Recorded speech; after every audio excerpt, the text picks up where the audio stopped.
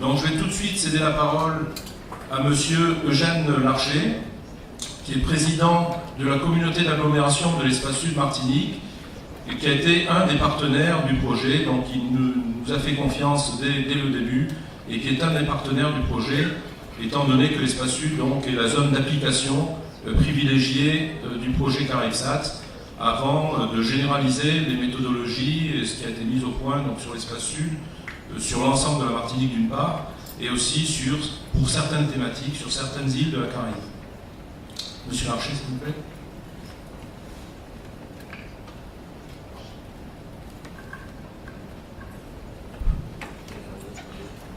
Madame la représentante du préfet,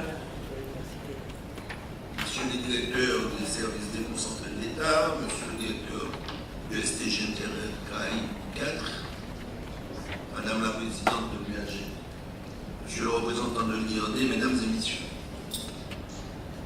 Je participe avec plaisir à cette conférence de restitution du programme CARIPSAT. C'est un plaisir d'autant plus grand que la communauté de l'espace sud est l'un des principaux porteurs du projet, avec l'Institut de recherche pour le développement, l'Université des Antilles de la Guyane, la Direction de l'environnement, de l'aménagement et du logement. Il y a 3 ans maintenant, en février 2010, nous avons signé avec l'IRD une convention de mise en œuvre du programme CARIPSAT. J'ai la satisfaction de pouvoir dire aujourd'hui que les engagements que nous avons pris dans ce cadre ont été tenus. Nous avons contribué, comme prévu, à l'acquisition de différents matériels et logiciels. Nous avons procédé à la réalisation d'un système d'information géographique. J'avais, en réalité, déjà fait de l'élaboration de tel outil une priorité de l'action de l'espace sud. Il va comporter des informations utiles aux décideurs et aux citoyens, mais il va aussi intégrer les données propres à CARIPSAT comme le prévoient les termes de la Convention. Notre responsable SIG, Éric Edouard, mis à disposition du programme, va vous parler tout à l'heure de cet outil. J'en profite quant à moi pour vous annoncer que l'espace sud va officiellement l'inaugurer le 30 avril prochain.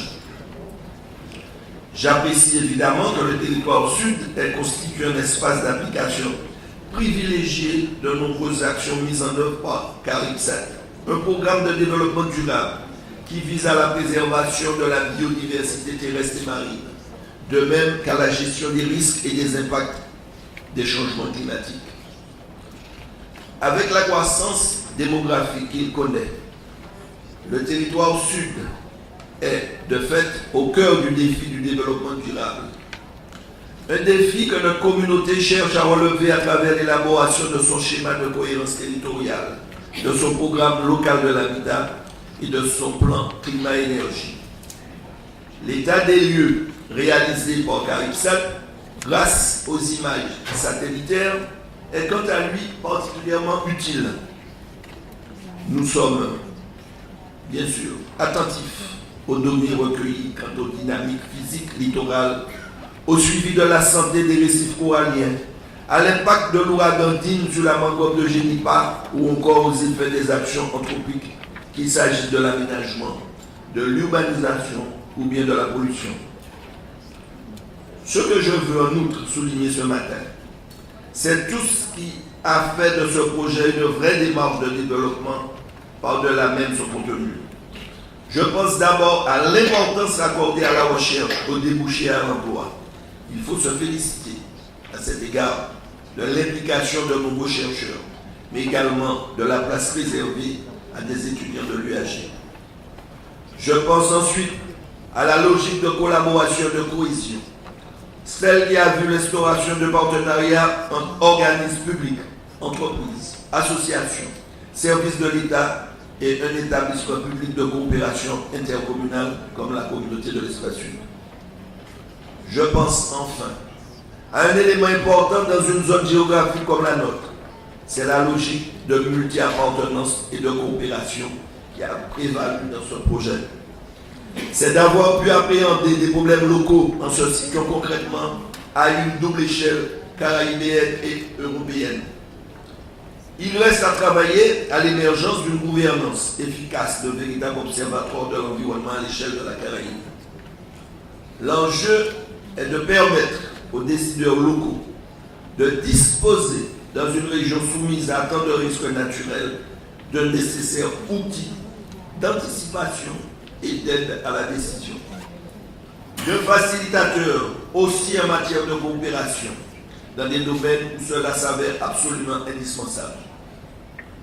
Nous marquerons là, par ailleurs, une nouvelle étape dans la mise en œuvre d'un authentique développement durable.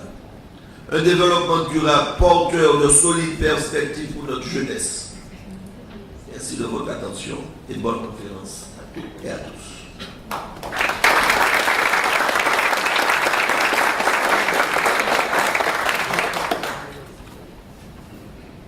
Merci, Monsieur le Président, pour ces paroles enthousiastes. Voilà. Merci, Monsieur le Président, pour ces paroles très enthousiastes et qui nous encouragent effectivement à essayer de faire mieux et de travailler peut-être encore un peu plus qu'on l'a fait à l'échelle de la Caraïbe.